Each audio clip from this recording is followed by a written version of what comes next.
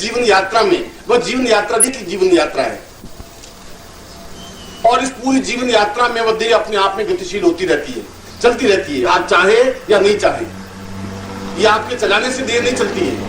यदि आप नहीं सांस लेना चाहिए, ये आपके बस की बात नहीं है। सांस आपको लेनी है, और सांस लेने की आपको क्रिया का ज्ञान है नहीं, क्योंकि आपको सांस लेने की क्रिया समझाई नहीं गई। मां ने जैसी सांस ली वैसे आपने सांस ली, मां ने आपको कोई नया तरीका नहीं समझाया। जीवन लेने के बाद, प्राण लेने के बाद जो क्रिया समझानी चाहिए वह नहीं समझ पाया। इसलिए विश्वामित्र कहता है कि इस पूरे जीवन काल में, इस पूरी यात्रा की परिधि में, जो 60 साल की यात्रा है और जो 70 साल की अवधि है, जिस पगडंडी पर तुम चल रहे हो, गतिशील हो रहे हो, वह एक देह की गतिशील अवस्था है। उस देह की गतिशील अवस्था में किसी भी क्षण गुरु मिल सकते हैं, और वे गुरु अपने आप में, उस गुरु को प्राणात्मा कहा गया है, इसलिए उस गुरु को जीवात्मा कहा गया है। वह जीव को प्राणगत अवस्था में बदल देता है, क्योंकि जीव तो अपने आप में नश्वर है, जीव तो पंचभूतों में मिल जाएगा, प्राण नहीं मिल सकते। इसलिए प्राण को अनादि कहा गया है, अनीश्वर कहा गया है, अजन्मा कहा गया है, अगर्भा कहा गया है। प्राण गर्भ में पैदा नहीं हो सकता, गर्भ के बाहर प्राण पैदा होते हैं। इसलिए प्राणों की मृत्यु नहीं होती, इसलिए प्राणों का जन्म नहीं होता। अगर शास्त्रों ने कहा प्राण जन्म लेते ही नहीं, तो फिर तो बालक के साथ प्राण नहीं आते, क्योंकि शास्त्र बिल्कुल यही कह रहा है। इसलिए इस श्लोक में कहा है कि इस पूरी यात्रा में, और ये यात्रा और तुम्हारी देह की यात्रा और तुम्हारे प्राणों की यात्रा में अंतर है। तुम्हारी देह की यात्रा तो मां के गर्भ से मृत्यु तक की यात्रा है जो तुम ले रहे हो, मगर उस देह की यात्रा से तुम्हारा मेरा कोई लेन देन नहीं है, कोई संबंध नहीं है, क्योंकि मैंने इस पर्व को अमृत महोत्सव पर्व के रूप में मनाया है। मैंने कहा है कि जीवन की पूरी यात्रा में किसी क्षण जब तुम्हें एक जीवंत व्यक्तित्व मिल जाए, जिंदा गुरु, गुरु भी दो प्रकार के होते हैं, एक मरे हुए गुरु, एक जिंदा गुरु। व्यक्ति भी दो प्रकार के होते हैं। अधिकतर व्यक्ति मरे हुए व्यक्ति में, आप में से अधिकतर व्यक्ति 90% व्यक्ति, 95% व्यक्ति, 98% व्यक्ति मरे हुए हैं। कोई चेतना नहीं है, कोई धड़कन नहीं है, सांस तो ले रहे हैं, प्राणगत अवस्था नहीं है, उसमें कोई चैतन्यता नहीं है, उसमें किसी प्रकार की हलचल नहीं है। वह एक लाश है, ढोए हुए चले जा रहे हैं, चिंता है, बोझ है, परेशानियां हैं, कष्ट है, बाधाएं, अड़चने हैं, कमाने की चिंता है, और बिल्कुल एक एक कदम चलते हुए शमशान में जाकर सो जाते हैं। नित्य आपके सामने सैकड़ों लोग शमशान की ओर जा रहे हैं, आप अकेले ही नहीं जा रहे, और आप खुद भी उन लोगों को कंधों पे उठाए हुए पहुंचा के आते हैं शमशान में, खड़े खड़े सोचते हैं कि कुछ नहीं, जीवन नाशवान है, ये था बहुत भला आदमी, रघुनाथ दास था, चला गया, कुछ साथ नहीं ले गया, और वापस दुकान पे आकर के वापस वही क्रिया वापस प्रारंभ हो जाती। कुछ क्षणों के लिए प्राण जागृत होते हैं, वो प्राण जागृत होते हैं तब सोचते हैं कि ये जीवन है नहीं, क्योंकि ये जीवन अपने आप में तुच्छ है, बेमानी है, यहाँ के सो जाना है, मगर वापिस तुम्हारी जीवगत अवस्था में तुम चले जाते हो। इसलिए विश्वामित्र कहता है कि यह शिष्य का सौभाग्य है कि उसको अपने जीवन की पगडंडी पर कभी भी किसी भी क्षण गुरु मिल जाए। हो सकता है 40 साल की अवस्था में मिल जाए, हो सकता है 45 साल की अवस्था में मिल जाए, हो सकता है 50 साल की अवस्था में मिल जाए, हो सकता है पूरे जीवन भर नहीं भी मिले, क्योंकि तुम चल रहे हो इस पगडंडी पर और तुमने जीवन के 35 साल पार किए, और 35 साल की पार में भी जहां गुरु मिले और तुमने पांव पकड़ लिए और हाथ पकड़ लिया तो उसके साथ तुम चल सके। और वह चलने की क्रिया, गुरु को पकड़ करके चलने की क्रिया अपने आप में अमृत पथ की ओर चलने की क्रिया है। इसलिए आज का दिन मैं तुम्हारे उस प्राणों को पकड़ करके अमृत तत्व की ओर ले जाने की क्रिया संपन्न कर रहा हूं, इसलिए इसको अमृत पर्व कहा गया है। तुमने अपने पिछले 15 साल से 10 साल से देहगत अवस्था मेरे साथ रहे हैं, मेरे साथ हंसते हैं, मेरे साथ मुस्कुराते हैं, मेरे साथ होते हैं, बिलखते भी हैं, परेशान भी होते हैं, मगर तुम्हारा मेरा संबंध केवल ये 5-10 साल का ही नहीं है, ऐसा हो भी नहीं सकता। मुर्दा गुरुओं कैसे होते हैं, क्योंकि मुर्दा गुरु कुछ क्षणों के लिए जिंदा होते हैं, कुछ क्षणों के लिए आपसे मिलते हैं, कुछ क्षणों के लिए बिछुड़ जाते हैं। उनका मिलना और बिछुड़ना अपने आप में कोई वैल्यू नहीं रखता, ठीक इसी प्रकार से वैल्यू रखता है जैसा एक पड़ोसी व्यक्ति मर गया, हमने कंधों पे उठाया, शमशान में जाकर सुला दिया, उसके अलावा हमारा उसका कोई संबंध नहीं, न हमारे आंख में आंसू है, न किसी प्रकार का विषाद है, न किसी प्रकार का अभाव। और यदि पड़ोसी घर में पुत्र पैदा हो गया, एक क्षण के लिए मुस्कुरा लिए, एक क्षण के लिए खुश हो गए, इतना ही जीवन का चिंतन है। उस गुरु का भी आपसे इतना ही संबंध है। आप किस अवस्था में है, कैसी हालात में है, उन गुरु से कोई लेन देन नहीं है। वे गुरु है ही नहीं। उन्होंने केवल एक दुकान खोल रखी है, एक व्यापार, एक विनिमय है, एक साधन है। उनका तुम्हारा कोई संबंध, प्राणों का संबंध नहीं है, जीवन का कोई चिंतन नहीं है, कोई विचार धारणा नहीं है, तुमसे उनका कोई स्वार्थ नहीं है। केवल इतना ही है कि ये आवे और इस मुझे 5 रुपए चढ़ा दे, 25 रुपए चढ़ा दे, 100 रुपए चढ़ा दे, कमरा बना दे, एक धर्मशाला बना दे, हॉल बना दे और कुछ दान दे, कुछ दक्षिणा दे दे। ये गुरु अपने आप में मुर्दा गुरु होते हैं। और ऐसे मुर्दा गुरु केवल भारतवर्ष में नहीं, पूरे संसार में होते आए हैं और हैं। ये नहीं कि कलयुग में भी है, द्वापर युग में भी सैकड़ों लोग ऐसे ही गुरु थे, सतयुग में भी ऐसे ही गुरु थे, जिनको खुद को अपने बारे में कुछ चिंतन नहीं था, ज्ञान नहीं था। और विश्वामित्र इसी बात को कह रहा था कि वह गुरु अपने आप में गुरु ही नहीं है जो शिष्य को पकड़ नहीं सके।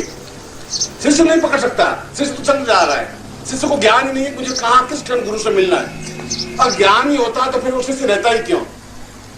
शिष्य का तात्पर्य है बिल्कुल नजदीक सरके जाए, नजदीक से नजदीक जाता हुआ। शिष्य का तात्पर्य कोई चेला बनना नहीं है, कोई तुम्हें दीक्षा दो तुम शिष्य बनो, ये शिष्यता नहीं है। दीक्षा देने को शिष्य नहीं कहते। शिष्य का मतलब है कि तुम गुरु के कितने निकट हो, उसको शिष्य कहते हैं। शिष्य का मतलब है निकट जाने की क्रिया, और निकट जाने की क्रिया देह से देह भिड़ जाने की क्रिया को नहीं, प्राण से प्राण मिल जाने की क्रिया को शिष्यता कहते हैं।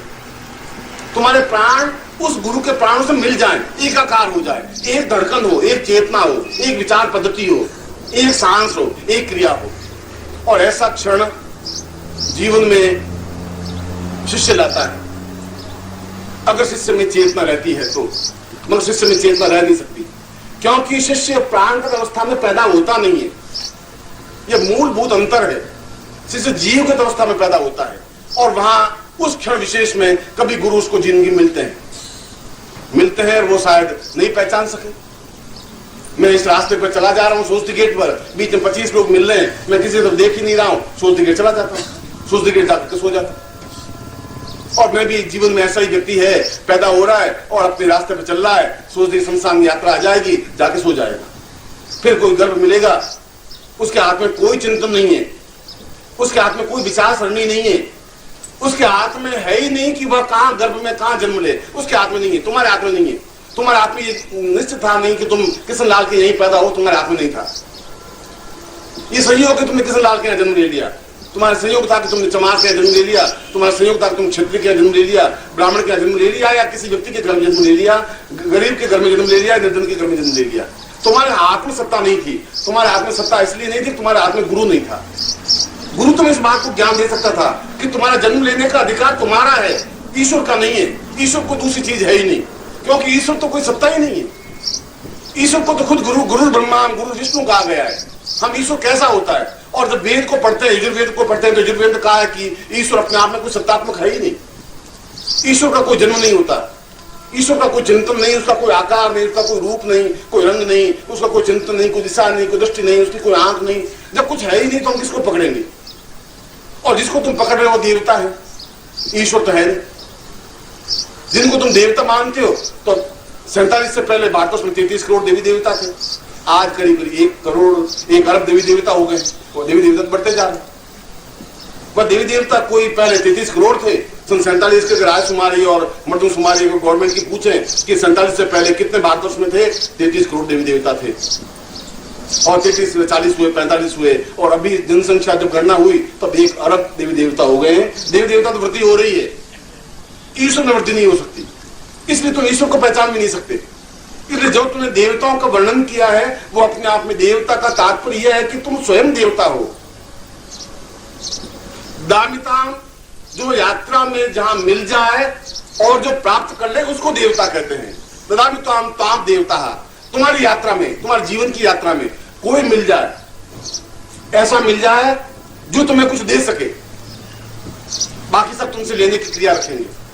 पति तुमसे लेने की इच्छा रखेगा, पत्नी तुमसे कुछ प्राप्त करने की इच्छा रखेगा, बेटा तुमसे कुछ लेने की भावना रखेगा, माँ तुमसे कुछ लेने की क्रिया करेगी, बाप तुमसे इच्छा रखेगा, भाई तुमसे कुछ लेने की कामना करेगा। गुरु कुछ कामना नहीं कर सकता, और गुरु कामना करता है तो गुरु है ही नहीं। वो गुरु शिष्य से कुछ ले ही नहीं सकता, क्योंकि शिष्य के पास कुछ है ही नहीं, शिष्य बिल्कुल खाली है। और यदि वो है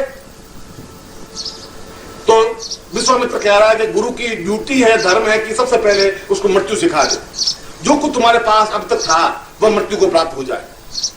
तुम्हारा अहम, तुम्हारा झूठ, तुम्हारा छल, तुम्हारा क्रोध, तुम्हारा सत्य, तुम्हारा व्यभिचार, तुम्हारी न्यूनता, घटियापन, तुम्हारा जो कुछ भी है वह सब मृत्यु को प्राप्त हो जाए। क्योंकि मैं तुम्हें पहली बार उंगली पकड़ करके उस रास्ते पर ले जा रहा हूं जिस रास्ते को अमृत का रास्ता कहा गया है। मृत्यु और मां अमृतम गमय। इसलिए आज का दिन तुम्हारा एक नवीन पगडंडी पर चलने की क्रिया का भाव है जिसको अमृत का रास्ता कहा गया है, इसलिए इसको अमृत पर्व कह रहा हूं मैं।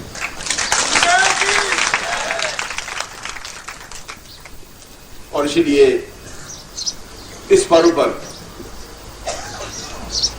मैं तुम्हें उन दर्शन में उलझाना नहीं चाहता। मैं उसमें द्वैत और अद्वैत की अवस्था में भी नहीं ले जाना चाहता। वह एक उच्च कोटि के संतों की, योगियों की परिभाषाएं हैं। उस परिभाषा में उलझने से हमारा जीवन चल नहीं सकता। हमारे जीवन का आधे से ज्यादा अंश पार हो चुका है, जीवन का बहुत थोड़ा सा अंश बाकी रह गया है। और इस अवस्था में आकर के गुरु मिले एक मोड़ पर। आज 19 तारीख 19 अप्रैल गुरु मिले। अभी तक तो हमने ये समझा था कि शरीर है, उसको हमने गुरु कहा है। अभी तक तो ये समझा था कि उस गुरु को हम पकड़े और गुरु के पास मिले। मगर आज पहली बार एहसास कर रहे हैं कि इस मोड़ पर गुरु के साथ चलने की क्रिया है। और इसीलिए इस अमृत महोत्सव पर्व का तात्पर्य मेरा जन्मदिवस मनाने का पर्व नहीं है। मुझे इस बात का शौक या इस बात का कोई विशेषता है भी नहीं कि मेरा जन्मदिन अपने आप में कोई बहुत महत्व रखता हो। ऐसा कोई अर्थ नहीं है, कोई चिंतन नहीं है। मेरा जीवन अपने आप में बहुत महत्वपूर्ण है, मेरे प्राण महत्वपूर्ण है, मेरी जिंदगी की धड़कन बहुत महत्वपूर्ण है, मेरे शिष्य महत्वपूर्ण है और मैं शिष्यों के हृदय में बैठा हुआ हूं, यह महत्वपूर्ण है। मेरा जन्मदिन महत्वपूर्ण नहीं है। और ये महत्वपूर्ण इसलिए है कि ये मुझमें ताकत, ये मुझमें क्षमता, ये मेरी चेतनता है, क्योंकि मैं जिंदा गुरु हूं, मर्त गुरु नहीं हूं। मुझे प्राण है, मुझे चेतना है। मैं इस बात को समझता हूं कि मैं तुम्हारे प्राणों में जा सकता हूं, मैं तुम्हारे प्राणों में बैठ सकता हूं और बैठने की क्रिया का मुझमें ज्ञान है। तुम मुझे बुला नहीं सकते, तुम अपने प्राणों के अपने हृदय से मुझे हटा नहीं सकते, तुम में वो ताकत क्षमता है भी नहीं। और इसीलिए विश्वामित्र और विश्वामित्र का मैं श्लोक इसलिए सामने रखा है कि जीवन 2-4 संतान पैदा करने के लिए नहीं है और जीवन 5-25 हजार रुपए इकट्ठे करने के लिए भी नहीं है। वह तो देह की अवस्था है, वह तुम कर सकते हो, वह तुमने किया है, वह तुम करोगे भी। वह जीवन का कोई बहुत बड़ा आनंदमय पर्व नहीं है। वह सुखमय पर्व तो हो सकता है, उससे हो सकता है कि तुम 4-6 अच्छे कपड़े पहन लो, उससे हो सकता है 2-4 अच्छे गहने पहन लो, उससे हो सकता है तुम्हारी पत्नी तुमसे थोड़ी खुश हो जाए, मगर उस सुख के अंदर तुम्हारे आनंद की अनुभूतियां नहीं हो सकती। इसलिए प्राणगत अवस्था का तात्पर्य है कि तुम्हारे कई प्राणों से तुम्हारा मेरा संबंध है। और पहली बार तुम्हारा मेरा कोई मिलन नहीं हुआ है। पहली बार अगर मिलन हुआ होता तो मैं तुम्हारे हृदय में बैठ भी नहीं सकता, तुम मुझे अपने हृदय में स्थापन कर भी नहीं सकते। क्योंकि जहां ये प्रश्न पैदा होता है कि गुरु और प्राणों का संबंध बने, गुरु और शिष्य का तात्पर्य गुरु के निकट जाए। उपनिषद का तात्पर्य कोई पोथी लिखे हुए ग्रंथ उपनिषद नहीं कहलाते। उपनिषद का तात्पर्य है कि गुरु के और नजदीक जाने की क्रिया, शिष्य से भी आगे। शिष्य का तात्पर्य था गुरु के पास जाए और गुरु के समीप बैठे कुछ करे नहीं, कोई जरूरत नहीं है, तुम्हें कुछ करने की जरूरत भी नहीं है, वह केवल पास में बैठे। ये अपने आप में बैठना भी अपने आप में बहुत महत्वपूर्ण है, क्योंकि बैठने की क्रिया भी अपने आप में कोई सामान्य क्रिया नहीं है। यदि समुद्र के पास बैठेंगे तो अपने आप लहर उठेगी और तुम्हारे चरण धो लेगी, पर समुद्र के पास बैठने की क्रिया होनी चाहिए तुम में। और तुम समुद्र के पास बैठोगे नहीं तो लहर उठेगी नहीं, और लहर उठेगी भी तुम्हारे चरण प्रक्षालन नहीं कर सकेगी, क्योंकि तुम अपने आप में उस महान विशाल जल्दी के पास में बैठे हुए हो जिस जल्दी की एक लहर उठ सकती है, तुम्हारे चरण प्रक्षालन कर सकती है। मगर मैं तुम्हारे इस पूरी यात्रा में यह जो जीवन का एक समुद्र है, जीवन का जो मानसरोवर है, इसके 2 छोर हैं। एक छोर पर गुरु खड़ा है, एक छोर पर शिष्य खड़ा है। शिष्य खड़ा है देहगत अवस्था में, गुरु खड़ा है प्राणगत अवस्था में। मैं प्राणों के माध्यम से जिंदगी को सोचता हूं, विचार करता हूं, जिंदगी में भी तुम्हारी तरह व्यतीत करता हूं।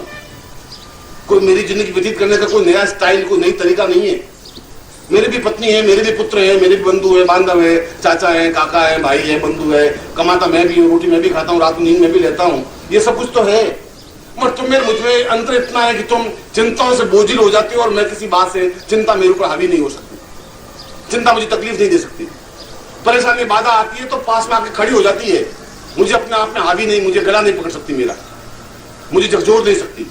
ये बहुत बड़ा अंतर है। इसलिए मैं एक किनारे पर खड़ा हूं, तुम दूसरे किनारे पर खड़े हो। तुम्हारे पर बाधा आती है, तुम भयभीत हो जाते हो, घबरा जाते हो, विचलित हो जाते हो, क्या होगा, अब कैसे होगा, कि बीमार हो गया, अब बहुत हालत खराब हो जाएगी, अब बहुत मुश्किल हो जाएगी, क्या सा हो जाएगा, और कल बूढ़ा हो जाऊंगा, बेटा सेवा नहीं करेगा तो मेरी क्या हालत हो जाएगी, और पत्नी अगर बीमार पड़ गई तो क्या होगा, पति मर गया तो क्या होगा। तुम किनारे पर खड़े खड़े और मैं भी तुम्हारे समुद्र के पास किनारे पर खड़ा हूं आज 19 अप्रैल को, और मैं तुम्हें निमंत्रण दे रहा हूं कि यहां किनारे पर खड़े होने से कुछ लाभ नहीं होगा। मैं तुम्हें कह रहा हूं कि इस समुद्र में कूदना पड़ेगा तुम्हें। इस कूदोगे नहीं तो तुम जहां जा रहे हो वो तो शमशान का रास्ता है। और इससे पहले भी तुमको मैं कह चुका हूं, पिछले जीवन में भी कह चुका हूं, इससे पिछले जीवन में भी कह चुका हूं, तो पहली बार नहीं कह रहा हूं। ये अवस्था तुम्हारी पहली बार नहीं है, क्योंकि तुम तो बार बार मरे हो, मैं बार बार नहीं मरा हूं। मैं बार बार हर क्षण तुम्हारे सामने जिंदा हूं, प्रतिक्षण जागृत हूं, क्योंकि जागृत विकल्प मिलना, जागृत गुरु मिलना बहुत कठिन, असंभव है।